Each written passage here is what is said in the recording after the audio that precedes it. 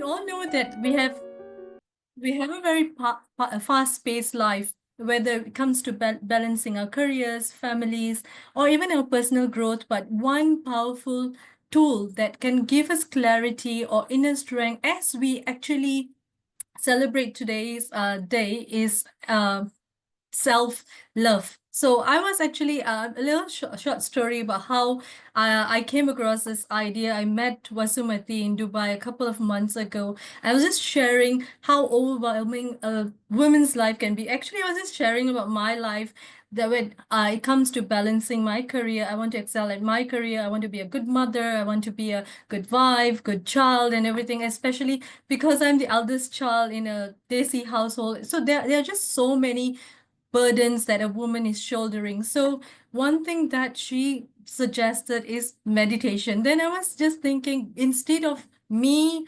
knowing the science of meditation, I feel like everyone else, regardless of the gender, men and women, should know the science of meditation. And today we welcome our speaker, Miss Vasumati Lopez, who is a seasoned educator with over 20 years of experience specializing in empowering individuals through holistic learning and personal growth. With multiple qualifications, including MCOM, Bachelor in Education, and an MBA in Education Management, she has a strong foundation in education and leadership. She's currently pursuing her PhD in emotional and spiritual quotient in teaching and learning. Vasumati's research focuses on integrating emotional and spiritual intelligence into education to foster meaningful connections and well-rounded development. Also, as a heartfulness trainer, an international yoga trainer with 200 hours of uh, training, and heartful communication facilitator, Vasumati integrates heartfulness, relaxation, and meditation and effective communication techniques into her programs to promote well-being. Her expertise in stress management, meditation, and self-development aligns with her commitment in enhancing emotional and mental resilience. In addition to her work as an educator and heartfulness volunteer for schools, universities, and corporates, Vasumati is also the founder of the Whole Forum for Women, an online platform supporting women's health and wellness, particularly in managing hormonal changes and promoting holistic well-being. Through her sessions, Vasumati focuses on practical strategies for reducing stress, fostering emotional intelligence, and empowering quality of life. The theme of today's International Women's Day is, not for today's, for this year's International Women's Day is Accelerate Action. And I believe we can only accelerate action when we begin in realizing that we have to empower ourselves before we can empower others. So over to you, Vasumati. Thank you, Dr. D, for putting my life's journey into those beautiful words. Thank you so much. It's a reminder how I started my journey and how oneself needs it first, then only you think of others. Many a times, we women especially are told by others that we are too emotional or why we are so emotional, and that made me think what's going on in me, because I want to evolve, I want to improve. So what is that is every time is a barrier. So let me share the screen. Welcome all to the session, The Science of Meditation. So today's discussion, I put this as discussion points because I would like you to use the chat box to talk to me, and I will talk to you, and we will see how we can, in each point, we'll spend a few minutes, because whenever we do sessions separately on each point for an hour or two. So today we are going to just see the glimpse in each one of them and see how we can understand and arrive at a space where we understand the science of meditation better. Okay, so we'll start today rightly, so with power of thought. The everything starts with thinking, as per me and as per what I have understood through the practice of meditation, that everything starts with the power of thought. I recently came across this paper as I was reading and preparing for this session. There was a Harvard uh, research done why people are unhappy and how they could be happy. And the researchers came into this powerful sentence saying that human mind is a wandering mind. It is a default mode of human mind to wander, and wandering mind is always unhappy mind. What is that simple sentence was so powerful, and it made me think, what does it really mean? If we are not wandering, what are we doing, isn't it? If we are not wandering and we want to be happy, that means we have to be present in this moment. So, just a little bit of information and fact that we have 86,400 seconds in a day, right? If I'm not mistaken. In that, we have 60 to 80,000 thoughts. That means almost for every second we have a thought. And funnily, 95% of the time, it's the same thought in a loophole going and coming again and again. That means probably only 5% we have some new idea or new thought coming in or something fresh happening. So, this wandering mind is actually accessing our subconscious and probably also accessing something in the future, and we are trying to be in that throughout the day, feeling that unhappy moment again and again. So how do we increase this happiness? How do we use this power of thought for our advantage in such a way that we could be in the present moment, because we already know that if we are in the loop, we are going to be unhappy.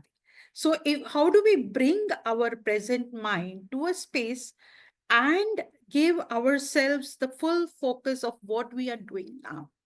So the moment now is what makes us feel really happy, when you complete a task, when you're listening to a music and enjoying that music. And even though you don't know to sing, you're singing the music. And that's me most of the time, even though I don't know to sing, but I sing and I enjoy it. So I realize that I enjoy it and I'm in that moment. And that's why I'm feeling so happy about the singing itself. Most of the time, if you have come across creative people, they are in that zone of that present moment, and that's how they can be creative, isn't it? Sometimes they also access past and future. I'm not saying no, but you need to create something. You can create only in the present moment. So that is why the power of thought is so powerful. So, how does this power of thought is connected to uh, today's topic? So let us all do one small activity. Just gently close your eyes for a minute, and I will say a word, and you see what comes to your mind. Okay, you're ready? You need to take only 5 seconds and start typing on the chat box, and I will try and access the chat box. So let's close our eyes, take a deep breath, and the word is meditation. What does it, what thought or image that comes? Whatever thought is coming, start writing. Don't think too much. Prayer, calm, peace, sitting with my eyes closed, okay, peace, serenity, lamp, positive thoughts, sitting at peace, keep yourself in calmness, okay. Closed eyes myself and watching, breathing slowly, closing my eyes and sitting in a quiet place. Okay, that's nice. Peace. Okay, that's nice. Okay, no images for anybody? Is there any image which uh came into you as soon as I said meditation? Clouds. Okay, light. Okay, image. Okay. calm lake. Mhm. So there are so many definition for the word meditation in your head, isn't it? So many words. Super soul image. Okay. Yeah. So many images. We all are in different places and we have this different word. Yet we need to, when we look at meditation uh, as a definition in an Oxford dictionary, it will say that focusing on one thing continuously for some time. But we are otherwise also focusing on something or other every day. So what is it different? What is it different from meditation? And we usually focusing on something for a very long time. For example, if I like something, I've gone shopping and I like something and I've seen it, I till I buy it, probably I'm thinking of it, or till I decide I don't want it, I'm still thinking of it. Or if I am a person who wants to go for an exam, after a week, I'll be thinking for the whole week about an exam.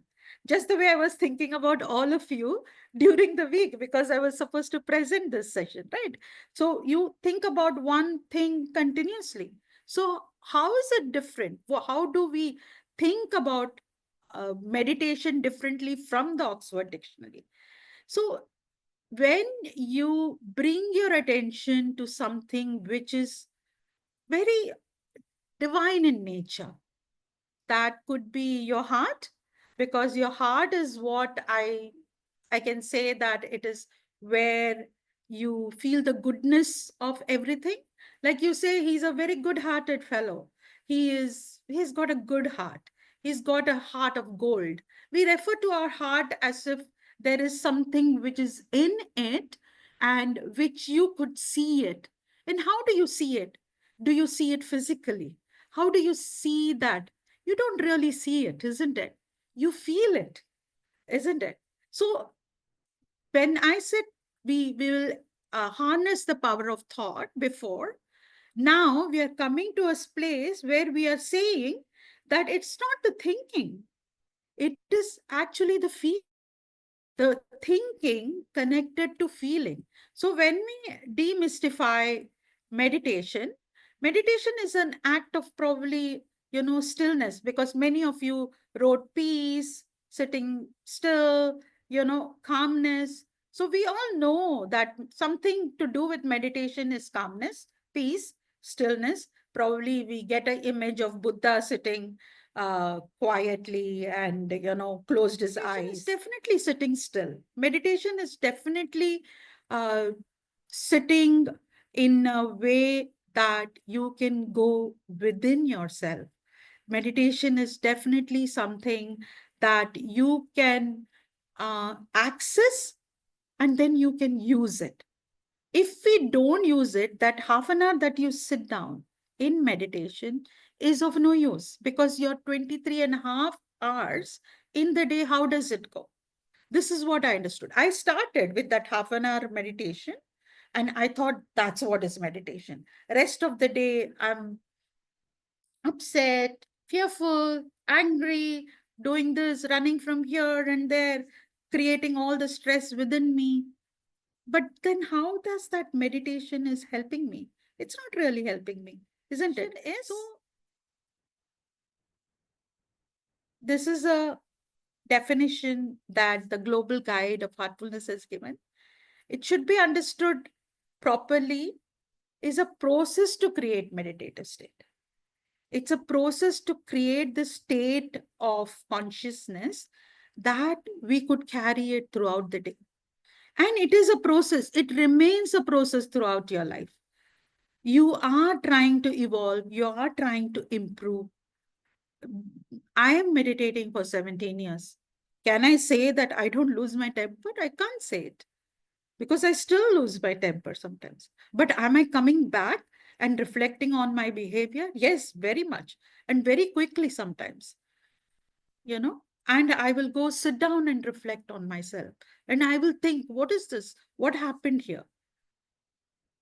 So that, if that contemplation, uh, that awareness that I have in what is that I need to do to evolve, then that is definitely I have created a meditative state within me, which is helping me. In case I am getting angry and I am already noticed it and I've stopped it, that is much better meditative state that I am able to use it even before I can lose my temper. So, fear, irritation, anger, all these are very natural thing in human beings. They are there within us. Anger and passion is within us. How do we use it is what in for our evolution is what is important. Yeah. So now that we have understood and we know what is meditation, so meditation is nothing but focusing on something divine, which is our heart. In heartfulness meditation, we focus on our heart. So it's not even your physical heart. We will come there. How it is not even your physical heart. We start with the physical heart, of course, and then we transcend to something more. So that is where we focus, and that's where we stay during meditation, creating this stillness deep within ourselves, which is an experience which we are going to experience today.